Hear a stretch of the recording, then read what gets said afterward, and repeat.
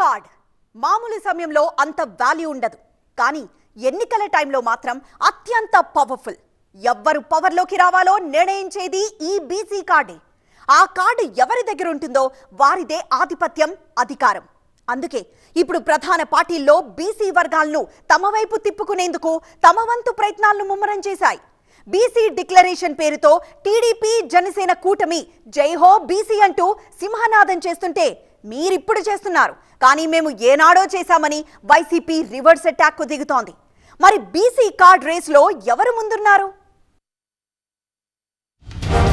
రాబోయేది తమ ప్రభుత్వమే, ఓటుకి సవాల్ అంటూ ప్రధాన పార్టీలన్నీ నమ్మకంగా చెబుతున్నాయి.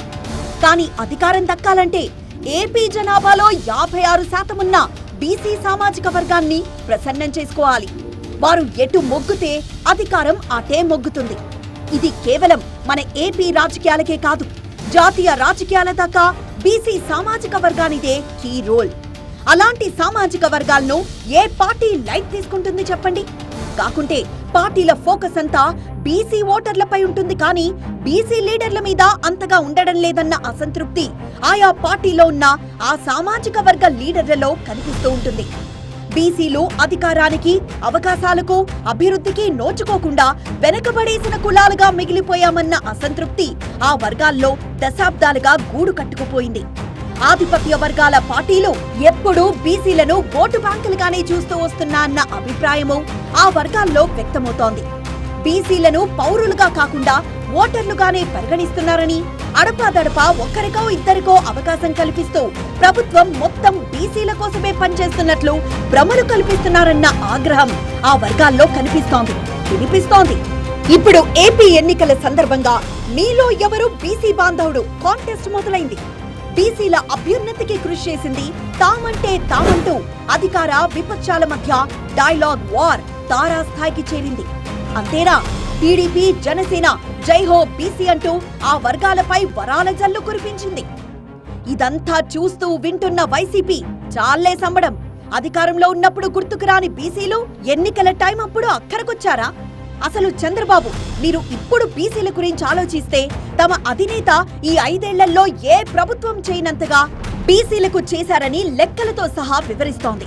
కావాలంటే చర్చకు సిద్ధమా అంటూ వైసీపీ సవాల్ విసురుతోంది. ఇవాళ గౌరవ ముఖ్యమంత్రి జగన్మోహన్ రెడ్డి గారి నేతృత్వంలో సింగిల్ బటన్ నొక్కుతా ఉన్నారు. డైరెక్ట్గా బ్యాంక్ ఖాతాల్లో డబ్బులు పడతా ఉన్నాయి. బీసీల ఖాతాల్లో నువ్వు డిక్లరేషన్ పెట్టుకోలేమో. జగనన్న ఏలూరు సభ సాక్షిగా బీసీలకు ఇచ్చిన మాట ప్రకారంగా ఆయన ఇంకా 75,000 కోట్లే చెప్పారు జగనన్న. కానీ ఇవాళ ఆంధ్రప్రదేశ్ రాష్ట్రంలో బీసీలకి బ్యాంకులో పడిన నిధులు ఎంత అనంటే సుమారుగా 1,70,000 కోట్ల రూపాయలు బీసీల ఖాతాల్లో పడిందండి. ప్రస్తుతం టీడీపీ జనసేన ఉమ్మడి ఎజెండాతో వైసీపీ సిద్ధం సభలకు దీటుగా ప్రజా సభలతో దూసుకుపోతోంది. ఈ సందర్భంగా జైహో బీసీ అంటూ భారీ బహిరంగ సభ ద్వారా బీసీలకు అధికారంలోకొస్తే ఏం చేస్తామో చెప్పుకొచ్చింది. ఇప్పటికే సూపర్ 6 పేరుతో 6 పథకాలను ప్రకటించి ఉన్న టీడీపీ ఇప్పుడు జనసేనతో కలిసి ఉమ్మడిగా బీసీ డిక్లరేషన్ ను ప్రకటించింది. ఇందులో హైలైట్ బీసీలకు 50 ఏళ్లకే పింఛన్, అది కూడా 4,000కు పెంచిస్తామని హామీ ఇచ్చింది. అలాగే బీసీ ఉప ప్రణాళిక అమలు, ఏడాదికి 30,000 కోట్ల చొప్పున 5 ఏళ్లలో 1.50 లక్షల కోట్లు ఖర్చు చేస్తామన్నారు చంద్రబాబు. ఈ వరాలన్నింటినీ మంగళవారం నిర్వహించిన మంగళగిరి సభలో మంగళకరంగా చంద్రబాబు, పవన్ కళ్యాణ్ సంయుక్తంగా బీసీ డిక్లరేషన్ ను ప్రకటించారు. జగన్ చెప్పింది బీసీలకి ఏటా 15,000 కోట్ల రూపాయల చొప్పున కేటాయిస్తామని చెప్పారు.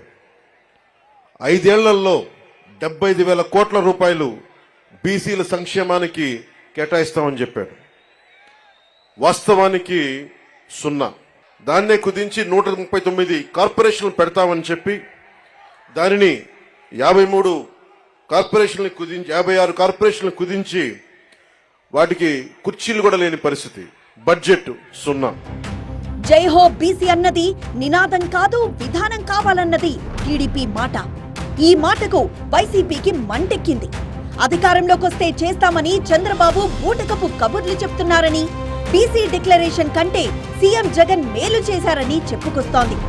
ఇప్పటికే 1.73 లక్షల కోట్ల మేర డీపీటీ, నాన్ డీబీటీ ద్వారా బీసీలకు లబ్ధి చేకూర్చామని చెబుతోంది వైసీపీ. ప్రభుత్వ పాఠశాలల్లో ఇంగ్లీష్ మీడియంను ప్రవేశపెట్టి అమ్మ ఒడి, విద్యా కానుక ఇచ్చి పిల్లలను బడులకు పంపేలా ప్రోత్సహించడంతో పాటు విద్యా దీవెన, వసతి దీవెన లాంటి పథకాల ద్వారా బీసీ బిడ్డలను ఉన్నత విద్యావంతులుగా తీర్చిదిద్దుతున్నారని, రాష్ట్రంలో ఉన్నత చదువులు అభ్యసిస్తున్న 93% మంది విద్యార్థులకు జగనన్న విద్యా దీవెన ద్వారా పూర్తి ఫీ రియంబర్స్మెంట్ అందుతుండగా వీరిలో బీసీ విద్యార్థులే అధికంగా లబ్ధి పొందుతున్నారన్నది వైసీపీ నేతల మాట. సుమారుగా 1,70,000 కోట్ల రూపాయలు బీసీల ఖాతాల్లో పడిందండి. ఇవాళ నేనేమి అబద్ధాలు మాట్లాడట్లా, లెక్కలున్నాయి.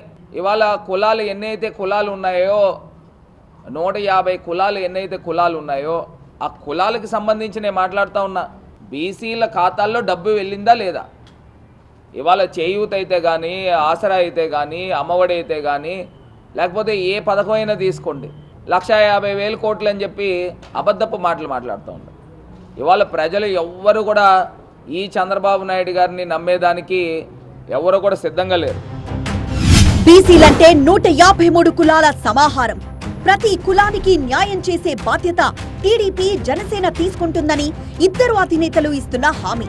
ప్రతి సామాజిక వర్గానికి నిధులు కేటాయించడంతో పాటు ఆర్థికంగా బలోపేతం చేసేందుకు తగిన చర్యలు తీసుకుంటామంటోంది తెలుగుసేన. ముఖ్యంగా మత్స్యకారులకు ఇబ్బందికరంగా ఉన్న 217 జీవోను రద్దు చేస్తామని చంద్రబాబు ప్రకటించారు. చేనేతలను ఆదుకుంటామని, నూలుపై జీఎస్టీ రద్దు చేసి స్వర్ణకారులకు ప్రత్యేక కార్పొరేషన్ తెస్తామని హామీ ఇచ్చారు.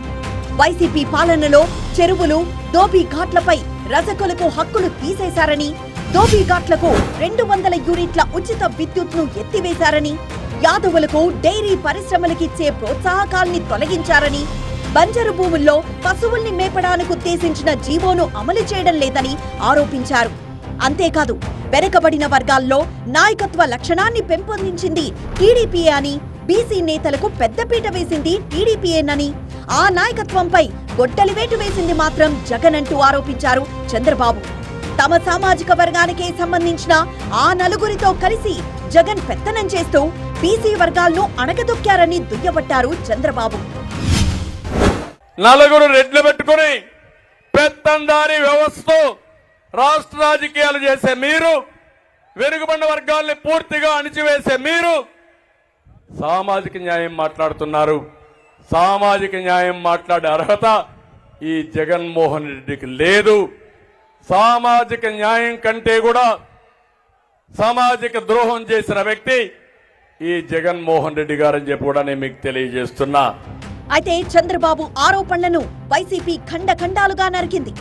జగన్ కేబినెట్ లో 25 మంది మంత్రులుంటే అందులో 11 మంది బీసీలే ఉన్నారని, విద్య, రెవెన్యూ, పౌర సరఫరాలు, వైద్యారోగ్యం లాంటి కీలక శాఖలను బీసీలకే అప్పగించారంటున్నారు వైసీపీ నేతలు. శాసనసభ స్పీకర్ గా బీసీ వర్గానికి చెందిన తమ్మినేని సీతారాంకు అవకాశం కల్పించారని, 2014-19 మధ్య చంద్రబాబు తన మంత్రివర్గంలో కేవలం 8 పదవులు మాత్రమే బీసీలకు అవకాశం ఇచ్చారని వైసీపీ గుర్తు చేస్తోంది. అలాగే 11 రాజ్యసభ స్థానాలకు ఎన్నికలు జరిగితే అందులో 4 బీసీలకు అవకాశం కల్పించారని, టీడీపీ హయాంలో ఒక్క బీసీనైనా రాజ్యసభకు పంపారా అంటూ ప్రశ్నిస్తోంది. ఇక శాసన మండలిలో బీసీ, ఎస్సీ, ఎస్టీ, మైనారిటీలకు 69% ప్రాధాన్యత ఇవ్వగా 2014-19 మధ్య చంద్రబాబు ఆ వర్గాలకు కేవలం 37% మాత్రమే ఇచ్చారని మండిపడుతోంది. అలాగే స్థానిక సంస్థల కోటాలోనూ బీసీలకు అత్యధిక ప్రాధాన్యత కల్పించారని, దేశ చరిత్రలో ఎక్కడా లేని రీతిలో నామినేటెడ్ పదవులు, పనుల్లో 50% ఎస్సీ, ఎస్టీ, బీసీ, మైనార్టీ వర్గాలకు రిజర్వ్ చేస్తూ సీఎం జగన్ ఏకంగా చట్టం తెచ్చారన్నది వైసీపీ నేతల మాట. ఇదే చంద్రబాబు నాయుడు గారు మొన్న 95 సీట్లు ప్రకటించారు. 95 సీట్లలో కేవలం 18 మందికే ఆయన బీసీలకు సీట్లు ఇచ్చాడు. మరి ఇదేనా తెలుగుదేశం పార్టీ? బీసీలు డిఎన్ఏ తెలుగుదేశం పార్టీ అని చెప్తా ఉన్నాడు. మరి ఇదేనా 55 నుంచి 60% ఉన్న బీసీలకి 18 సీట్లా? 3% ఉన్న మీ సామాజిక వర్గానికి 21 సీట్లా? దీన్నే నా సామాజిక న్యాయం అంటే? టీడీపీ జై హో బీసీకి కౌంటర్ గా వైసీపీ పిన్ టు పిన్ కౌంటర్లు సంధిస్తోంది. ఇంతటితో ఆగడం లేదు బీసీ రాజకీయం. ఎవరి హయాంలో బీసీలకు ప్రాధాన్యత ఇచ్చారో చరిత్రను తవ్వి తవ్వి ఆరాలు పేరాలు తీస్తున్నాయి ఇరు పార్టీలు. 2019కి ముందు బీసీలంతా టీడీపీ వైపే ఉండేవారు. ఒకానొక దశలో టీడీపీకి బీసీల పార్టీ అన్న ట్యాగ్ లైన్ కూడా వచ్చి చేరేది. కానీ 2019 నుంచి సీన్ మారింది.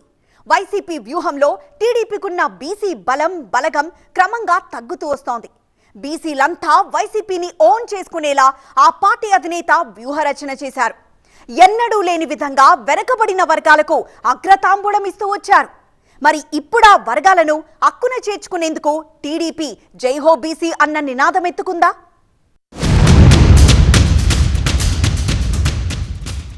ఏపీ రాజకీయాలు ఇప్పుడు బీసీ కార్డ్ చుట్టే చక్కర్లు కొడుతున్నాయి. సార్వత్రిక ఎన్నికలకు టైం దగ్గర పడుతూ ఉండడంతో బీసీ వర్గాల్ని ఆకట్టుకునే ప్రయత్నం చేస్తున్నాయి ప్రధాన పార్టీలు. గెలుపు తంత్రం కోసం ప్రధానంగా బీసీ మంత్రాన్ని జపిస్తున్నాయి.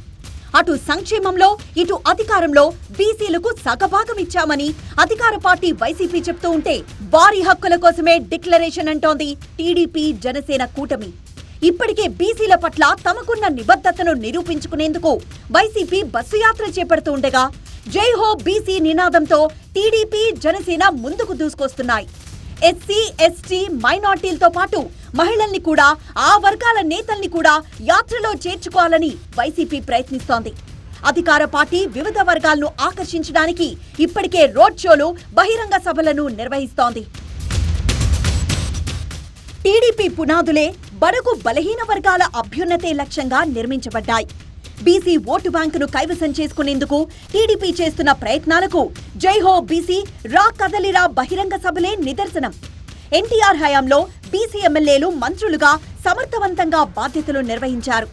అటు ఉత్తరాంధ్ర, కోస్తా, రాయలసీమల్లో బీసీ సామాజిక వర్గానికి చెందిన వారు ఎక్కువ మంది టీడీపీని ఓన్ చేసుకున్నారు. ఆ తర్వాత అధికారం చేపట్టిన చంద్రబాబు కూడా బీసీలకు ప్రాధాన్యత ఇస్తూనే వచ్చారు. ఎందుకంటే ఎస్సీ ఎస్టీ ఓటు బ్యాంక్ అప్పట్లో కాంగ్రెస్ కు ఎక్కువగా ఉండడం వల్ల టీడీపీ బీసీలపై దృష్టి పెట్టి ముందుకు సాగింది. టీడీపీ అనగానే ఎక్కువ మంది బీసీలకు అవకాశం ఇచ్చిన పార్టీగా టీడీపీ నేతలు చెప్తూ ఉంటారు. అయితే జగన్ రాకతో టీడీపీకి వెన్నుదన్నుగా ఉన్న బీసీల మద్దతు తగ్గడం ప్రారంభమైంది. 2019 ఎన్నికల్లో బీసీలకు ఎమ్మెల్యే, ఎమ్మెల్సీ, రాజ్యసభ, ఎంపీ స్థానాల్లో ప్రాధాన్యత కల్పించారు. స్థానిక సంస్థల్లో బీసీలకు తగిన గుర్తింపిచ్చారు. బీసీల్లో ఎక్కువ మంది ఎమ్మెల్యేలను గెలిపించింది వైసీపీలోనే. ప్రస్తుతం 32 మంది బీసీ ఎమ్మెల్యేలు అధికార పార్టీలో ఉన్నారు. లోక్సభ ఎంపీలుగా 4 ఉన్నారు. రాజ్యసభ సభ్యులుగా 4 ఉన్నారు. 153 బీసీ కులాలుంటే వారందరికీ కలిపి 56 బీసీ కార్పొరేషన్లు వైఎస్ఆర్సీపీ ప్రభుత్వం ఏర్పాటు చేసింది. అంతవరకు బాగానే ఉన్నప్పటికీ నిధులు కేటాయించకపోవడం, సబ్సిడీ పథకాలు లేకపోవడంతో ఇవి అలంకారప్రాయంగా మిగిలాయని టీడీపీ నుంచి విమర్శల వాన కురుస్తోందిప్పుడు. వైసీపీ పాలనలో సబ్ ప్లాన్ నిధులు పక్కకి మళ్ళినయా లేదా? వాటికి నువ్వేనా చట్టబద్ధత తేగలిగారా? కార్పొరేషన్ చైర్మన్లు ఇచ్చారు. దేనికవి? 4 గీసుకోవడానికి కార్పొరేషన్ చైర్మన్లు? ఆఫీసులు లేవు, కుర్చీలు లేవు, కేవలం కార్లకు ఆ బోర్డులు. దీనికోసం కార్పొరేషన్ చైర్మన్లు. మరోవైపు సామాజిక సాధికార యాత్రల పేరుతో వైఎస్ఆర్సీపీ బీసీ, ఎస్సీ, ఎస్టీ నేతలను రంగంలోకి దించింది. ఎక్కువగా బీసీ నాయకులతో సభల్లో మాట్లాడిస్తున్నారు. 4.5 ఏళ్ల కాలంలో బీసీలకు ఎంతో సాయం అందించామని, అలాగే ఎస్సీ ఎస్టీలకి కూడా ఎంతో మంచి చేశామని సభల్లో ముమ్మరంగా ప్రచారం చేస్తోంది వైసీపీ. ఇటు జై హో బీసీ పేరుతో బీసీలను చైతన్యపరిచేందుకు టీడీపీ కూడా ముమ్మరంగా ప్రచారం చేస్తోంది. మండల, నియోజకవర్గ, జిల్లా, రాష్ట్ర స్థాయిల్లో కార్యక్రమాలు నిర్వహిస్తున్నారు. అలాగే టీడీపీ ఆరోపణలను ధీటుగానే జవాబిస్తూ వస్తోంది వైసీపీ. బీసీలు అధికంగా ఉన్న కుప్పం, మంగళగిరిలో తండ్రి కొడుకులు పోటీ చేసి ఆ సామాజిక వర్గాన్ని వెన్నుపోటు పొడిచారని రివర్స్ అటాక్ కు దిగుతోంది. చంద్రబాబు గారి ప్రభుత్వం చేసింది సామాజిక న్యాయం కాదు. ఆయన ఎన్నికల కోసం మాటలు చెప్తుండేవాడే తప్ప ఎన్నికల కోసం మభ్యపెట్టేటువంటి కార్యక్రమాలను అనౌన్స్ చేయడమే తప్ప ఈ రాష్ట్రంలో ఉండే ఏ బ్యాక్వర్డ్ క్లాస్ వాడైనా అర్థం చేసుకోవాల్సింది, ఈ దేశంలో ఈ వ్యవస్థలో ఉన్నటువంటి రాజ్యసభ అత్యున్నతమైనటువంటి సభ, మేధావుల సభ, ఒక్కరిని కూడా అతను ఒక బ్యాక్వర్డ్ క్లాస్ వాడిని పంపించలేదు అని అంటే ఆయన రాజకీయ అధికారాన్ని బ్యాక్వర్డ్ క్లాసెస్కి ఇస్తారంటే ఎవరైనా నమ్ముతారా? గతంలో బీసీలకు ఎక్కువగా టికెట్లు ఇచ్చే పార్టీగా టీడీపీకి పేరుంది. కానీ ఇప్పుడు వైఎస్ జగన్ బీసీలకు అత్యంత ప్రాధాన్యత ఇస్తున్న నేతగా మారుతున్నారు. బీసీలకు రాజ్యాధికారం కల్పించడంలో వైఎస్ జగనే ముందున్నారన్నది ఈ 5 ఏళ్లలో ఆయన బీసీ నేతలకి ఇచ్చిన ప్రాధాన్యత చూస్తే తెలుస్తోంది. ఇప్పుడు వైసీపీ బీసీ వ్యూహంతో ఒకంత తర్జన భర్జన పడ్డ టీడీపీ వ్యూహాత్మకంగా బీసీ డిక్లరేషన్ ను తెరపైకి తెచ్చిందన్న చర్చ జరుగుతోంది. పైగా ఇప్పుడు టీడీపీ జనసేన సీట్ల సర్దుబాటులో బీసీలకు ఎక్కువగా అవకాశం లేదన్న అభిప్రాయమూ వ్యక్తమవుతోంది. టికెట్ దక్కని వారంతా వైసీపీ వైపు చూస్తున్న పరిస్థితి కనిపిస్తోంది. అయితే వైసీపీలో కూడా టికెట్ దక్కని గుమ్మనూరి జయరాం లాంటి నేతలు టీడీపీలోకి వలస వస్తున్నారు. రావడమే కాదు, బీసీలు ఆలోచించుకోవాలని, వైసీపీలో అంత ప్రాధాన్యత లేదు అంటూ పెద్ద పెద్ద బండలు కూడా వేస్తున్నారు జయరాం. ఇలా రాజకీయంగా ఎవరి లెక్కలు వారివే. కానీ రాజ్యాధికారంలో బీసీల స్థానం ఎక్కడా అన్న చర్చ ఇప్పుడే కాదు, ప్రతి ఎన్నిక సందర్భంలోనూ తెరపైకొస్తోంది. 1952 నుంచి 2019 ఎన్నికల వరకు చూస్తే ఏపీ నుంచి బీసీల ప్రాతినిధ్యం ఎప్పుడూ 3 పదులు దాటలేదు. 2019లో అత్యధికంగా 34 మంది బీసీ ఎమ్మెల్యేలు అసెంబ్లీలో అడుగుపెట్టారు. ఇంకో విచిత్రమైన అంశమేంటంటే దేశంలోని ప్రతి రాష్ట్రంలో బీసీలు ముఖ్యమంత్రులుగా ప్రాతినిధ్యం వహించారు. కానీ ఒక్క మన తెలుగు రాష్ట్రంలో బీసీ ముఖ్యమంత్రి అయిన దాఖలాలు లేవని పరిశీలకులు గుర్తు చేస్తున్నారు. అంతేకాదు, జనాభా ప్రకారం చూసుకున్నా చట్టసభల్లో బీసీలకు తగిన ప్రాధాన్యత లేదనంటున్నారు విశ్లేషకులు. ఎస్సీ ఎస్టీలకు చట్టసభలకు రిజర్వేషన్లున్నాయి. బీసీలకు చట్టసభల్లో రిజర్వేషన్లు అనే డిమాండ్ నెరవేరకపోవడంతో ఏపీ అసెంబ్లీలో బీసీలు 20% లోపు మాత్రమే ఉంటున్నారు. జనాభాలో సగభాగమున్న బీసీలకు ఆ ప్రాతిపదికన ప్రాతినిధ్యం లభించడం లేదని బీసీ సంఘాలు ఎప్పటినుంచో ఆందోళన వ్యక్తం చేస్తున్న పరిస్థితి. బీసీ జనాభాకు అనుగుణంగా సీట్లు కేటాయించాలని ప్రతి ఎన్నికల సమయంలో ఆయా కుల సంఘాల తరపున కోరడం, పార్టీలు అరకొరగా సీట్లు కేటాయించడం జరుగుతోంది. స్థానిక సంస్థల్లో బీసీ రిజర్వేషన్ల కారణంగా కొంత మార్పు వచ్చింది. అందరికీ అవకాశాలు ఇప్పుడిప్పుడే మెరుగవుతున్నాయి. ఆంధ్రప్రదేశ్లో, తెలంగాణలో పై కులాలు, అగ్రకులాలు పెత్తనమే. ఇప్పటి వరకు బీసీ ముఖ్యమంత్రి వస్తాడా? ఆంధ్ర తెలంగాణ విడిపోయే కంటే నేను కనపడట్లేదు. ఎందుకంటే రాజకీయం అంతా మారిపోయింది. చిన్న రాష్ట్రాల్లో పెద్ద వర్గాలు, పెద్ద సామాజిక వర్గాలు, బలమైన సామాజిక వర్గాలు డామినేట్ చేస్తారు. 1989లో అప్పుడు విపి సింగ్ ప్రధానమంత్రిగా ఉన్నప్పుడు ఆయన అవసరానికి మండల్ చట్టాలు అనేది ఆయన వర్తించినట్టుగా ఆర్డినెన్స్ ఇచ్చాడు. అప్పటి నుంచి బీసీ పరిస్థితి మారిపోయింది. మొత్తానికి స్వతంత్ర భారతంలో బీసీలకు అవిస్తున్నాం ఇవిస్తున్నామని చెప్పడం కాదని, ఎక్కువ మంది బీసీలకు ఎంపీలు, ఎమ్మెల్యేలు, స్థానిక సంస్థల్లో టికెట్లిచ్చి రాజ్యాధికారంలో భాగస్వాములను చేయాలని, జనాభాలో సగభాగమున్న బీసీలకు భాగస్వామ్యం కూడా సగభాగం ఉండాలన్నది బీసీ సంఘాల డిమాండ్.